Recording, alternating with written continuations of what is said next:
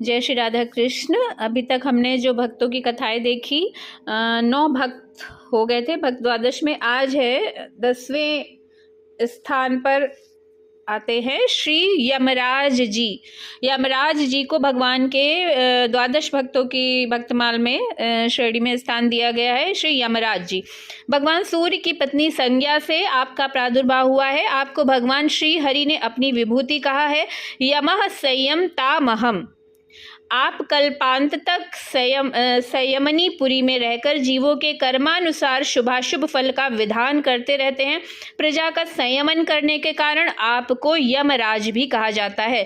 पुण्यात्मा लोगों को आप धर्मराज के रूप में बड़े सौम्य और पापात्मा जीवों को यमराज के रूप में भयंकर दिखते हैं। कठोपनिषद में नचिकेता को दिया गया इनका उपदेश बड़े ही महत्व का है। ठीक है, जो नचिकेता को इन्होंने एक उपदेश दिया था वो बहुत महत्वपूर्ण है। तो श्री यमराज जी को द्वादश भक्तों की श्रेणी में स्थान दिया गया है। ये ही सारे पाप और पुण्यों को देख के उस आधार पर इंसान का भाग्य लिखते हैं और उसी आधार पर उनको देते हैं कर्मों का फल। ठीक है, आगे तो इसमें बहुत बड़ा इनके बारे में स्टोरी दी गई है। वो अगर मैं उसको देखूंगी तो बहुत बड़ा वीडियो बन जाएगा। चलिए देखती हूँ।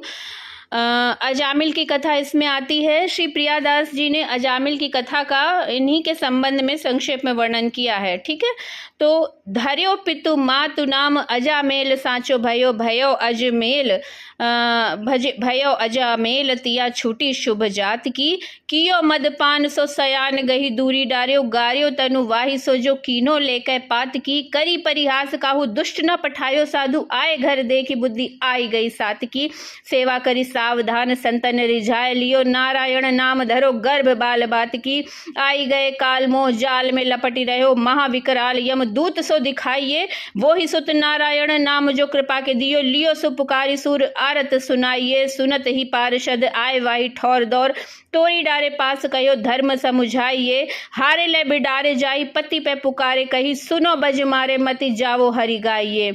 इस कवित्त का जो अर्थ है ना वो ऐसा है कि कन्नौज के आचार्यच्युत एवं जातिच्युत ब्राह्मण अजामिल जो है वो ब्राह्मण थे। अजामिल जो है वो एक ब्राह्मण थे। अजामिल ने कुल्टा दासी को, जो कुल्टा होती हैं औरतें, उनको पत्नी बना लिया। न्याय अन्याय से जैसे भी धन मिले वैसे प्राप्त करना और उस दासी को संतुष्ट करना ही उसका काम हो।